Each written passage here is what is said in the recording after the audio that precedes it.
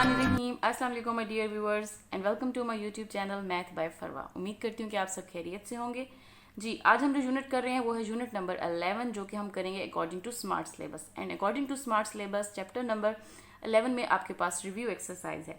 लेकिन review exercise को करने से पहले हम पैरेललोग्राम की डेफिनेशन करेंगे, क्योंकि जो पूरा यूनिट है 11 वो पैरेललोग्राम पर डिपेंड कर रहा है कि पैरेललोग्राम होती क्या है और उसमें फर्दर क्या क्या है।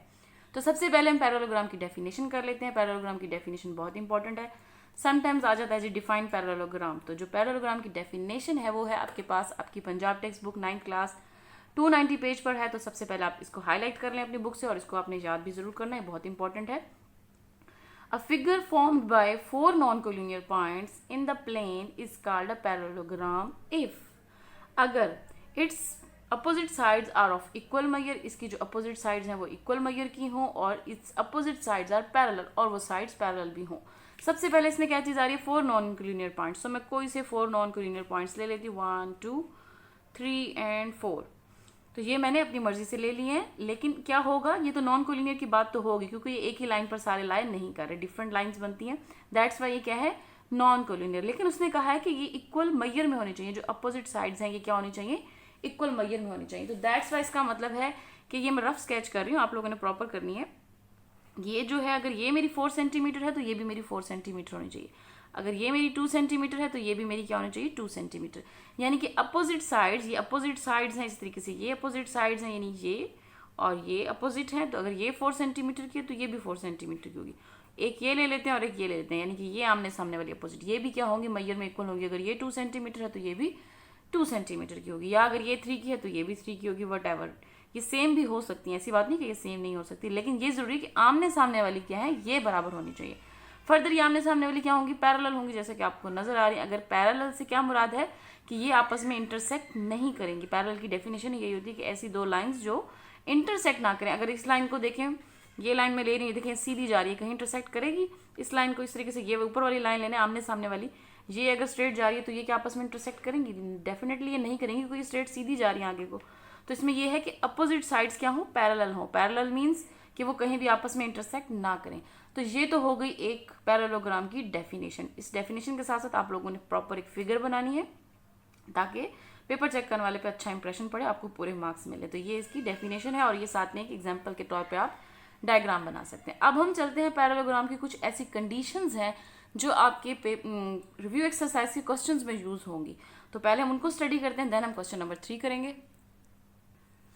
जी, यूनिट नंबर 11 के स्टार्ट में ही ये कुछ ऐसी कंडीशंस हैं जिस पे तमाम तर क्वेश्चन रिव्यू एक्सरसाइज के बेस कर रहे हैं। अगर आपको ये चीज़ क्लियर होगी तो आप इजीली क्वेश्चन अटेम्प्ट कर पाएंगे। तो हम इसको पढ़ लेते हैं, जबकि थ्योरम नंबर 11.11 के नाम से, लेकिन अभी आपने थ्योरम नहीं करना, जस्ट ये पॉइंट्स अपने जहन में रखने हैं। इसमें से भी ये 2 पॉइंट बहुत इंपॉर्टेंट है, मैं इन्हीं को डिस्कस करूंगी फिलहाल। तो क्या है जी? In a parallelogram opposite sides are congruent. ये जो अपोजिट साइड्स हैं आमने सामने वाली, ये क्या होंगी?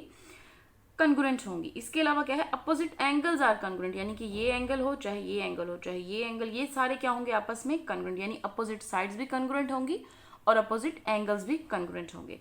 तो ये 2 बातें अपने जहन में रखनी है आपने, कि opposite sides congruent and opposite angle. इसी के बिहाफ पे हम सारे क्वेश्चन करेंगे। अब हम चलते हैं अपनी रिव्यू एक्सरसाइज की तरफ। इन 2 पॉइंट्स को आप काइंडली हाईलाइट कर लें, ताकि आपको ये याद रहे कि ये पॉइंट्स हैं, और इन्हीं के बिहाफ पे हम सब कुछ प्रूव करेंगे आगे। जी, ये है आपके पास रिव्यू एक्सरसाइज 11 क्वेश्चन नंबर 3, जो कि आपके स्मार्ट सिलेबस में है। तो सबसे पहले हम यही कर रहे हैं, find the unknown in the given figure. ये जो आपको पहली फिगर नजर आ रही है यहाँ पर, फर्दर ये कि आप अपनी बुक खोल लें ताकि आपको क्लियर नहीं नजर आए। जी, ये आपके पास एक पैरेललोग्राम गिवन है, आपने अननोन की वैल्यू फाइंड करनी है। अननोन मीन्स यहाँ पर जो भी वेरिएबल्स हैं, आपको m नजर आ रहा है, वेरिएबल की फॉर्म यानी कि x, y, a, b, c, what ever जो भी इस तरह का होगा, लेकिन फिलहाल यहाँ पे m है, n है, इस तरीके से x है एंड y है। तो आपने क्या करना है? इनकी वैल्यूज फाइंड करनी है। तो किस तरीके से करेंगे?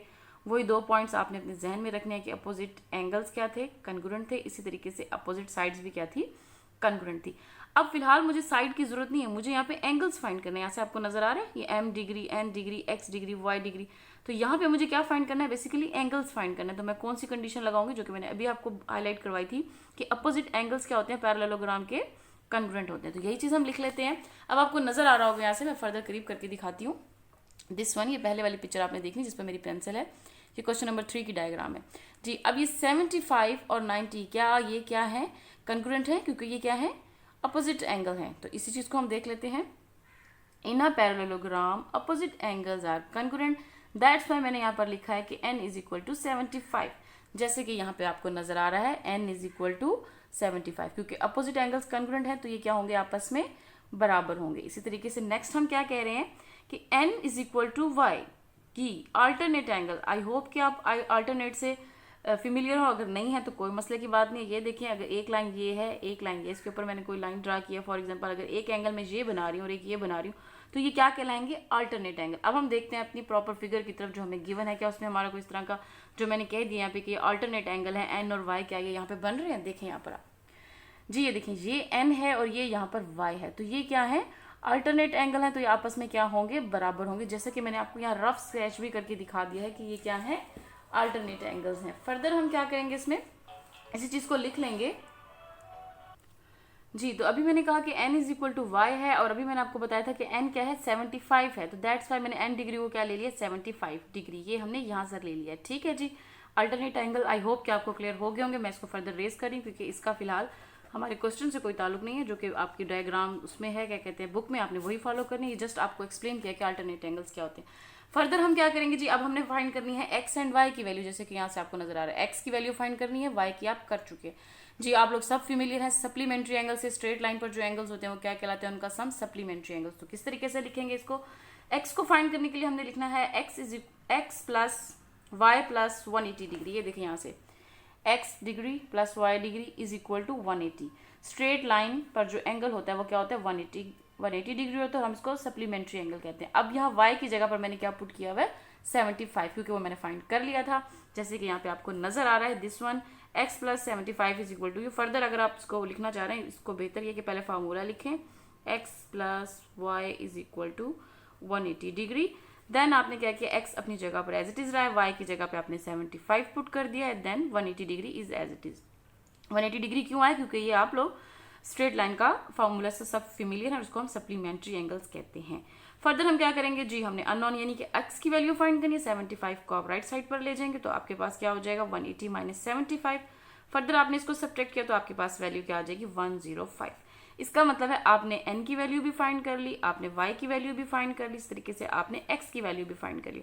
जस्ट क्या बच गया यहाँ पर, दोबारा से अपनी डायग्राम देखें बुक में, जस्ट आपके पास ये m बच गया है, तो n की वैल्यू क्या होगी, डेफिनेटली ये अपोजिट एंगल्स हैं, तो m क्या हो जाएगा, x के इक्वल हो जाएगा। तो यही चीज हमने लिख ली है, m इज इक्वल टू 105, क्योंकि x भी क्या था, 105 था। रीजंस लिखना बहुत जरूरी है स्टूडेंट्स, ये चीज आप ध्यान में रखिएगा। रीजंस अगर आप नहीं लिखते तो 0.5 डिडक्ट होते हैं, तो काइंडली आप लोग ये रीजन जरूर लिखा करें। Opposite angles of a parallelograms are congruent, तो अपोजिट एंगल्स अगर कॉन्ग्रुएंट है तो दैट्स वाई ये क्या है, इक्वल हो जाएंगे। तो जी x is equal to m होगा, दैट्स वाई मैंने लिखा है।